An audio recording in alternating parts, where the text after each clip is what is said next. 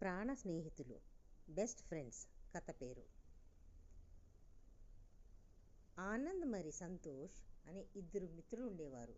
వాళ్ళిద్దరూ బట్టలు అమ్మే వ్యాపారం చేసేవాళ్ళు. ఒకరోజు వాళ్ళు బట్టలు తేవడానికి పక్క ఊరు వెళ్ళవలసి వచ్చింది. ఆ ఊరికి వెళ్ళాలంటే ఎడారి ఇసుక దారి దాటాలి. సరే, మరుసటి రోజు పొద్దున్నే బయలుదేరదామని అనుకున్నారు. మరుసటి రోజు పొద్దున్నే ఇద్దరూ కలిసి బయలుదేరారు.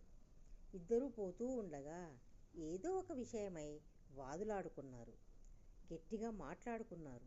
అప్పుడు ఆనంద్కు కోపం ఎక్కువై సంతోష్ చెంప మీద కొట్టాడు. అప్పుడు సంతోష్ ఏమీ అనకుండా మౌనంగా ఇసుక మీద ఇలా రాశాడు: నా ప్రాణ స్నేహితుడు ఈరోజు నా చెంప మీద కొట్టాడు అని. అది చదివి ఆనంద్కు చాలా బాధ అనిపించింది. నేను ఇలా సంతోష్ని కొట్టిండకూడదు అని. కాసేపు అయ్యాక ఇద్దరు స్నేహితులు మౌనంగా కాస్త దూరంగా నడుచుకుంటూ పోతున్నారు.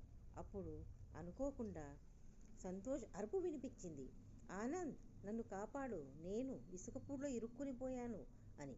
అప్పుడు ఆనంద్ వెనుక తిరిగి చూసి పరిగెత్తుకుని వచ్చి తన స్నేహితునికి తన ఒంటి మీద వేసుకున్న శాలువను విసిరేసి, సంతోష్, ఈ శాలువను గట్టిగా పట్టుకో, నేను నిన్ను లాగుతాను అని అన్నాడు. అప్పుడు సంతోష్ శాలువను గట్టిగా పట్టుకున్నాడు.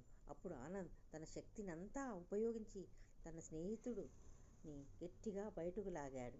ఆ తర్వాత ఇద్దరూ స్నేహితులు ఒకరినొకరు కౌగిలించుకొని కన్నీరు పెట్టుకున్నారు.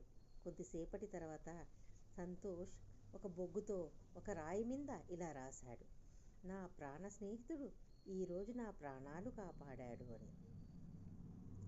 అది చదివి ఆనంద్ తన స్నేహితుని ఇలా అడిగాడు: అప్పుడు చెంప మీద కొడితే ఇసుక మీద రాశావు, ఇప్పుడు ప్రాణాలు కాపాడితే రాయి మీద రాశావు, ఎందుకు ఇలా చేశావు అని. అప్పుడు సంతోష్ ఇలా అన్నాడు: నువ్వు నా చెంప మీద కొట్టడము బాధకరమైన విషయము. అది ఇసుక మీద రాస్తే గాలి వస్తే కొట్టుకుని పోతుంది, అది మర్చిపోయే విషయము. కానీ నువ్వు నా ప్రాణాలు కాపాడావు, అది గుర్తుపెట్టుకోవాల్సిన విషయం. అది రాయి మీద రాస్తే గాలి వచ్చినా కొట్టుకుని పోదు, ఎప్పటికీ గుర్తుండిపోతుంది. ఇది మంచి విషయము, అందుకే నేను అలా చేశాను.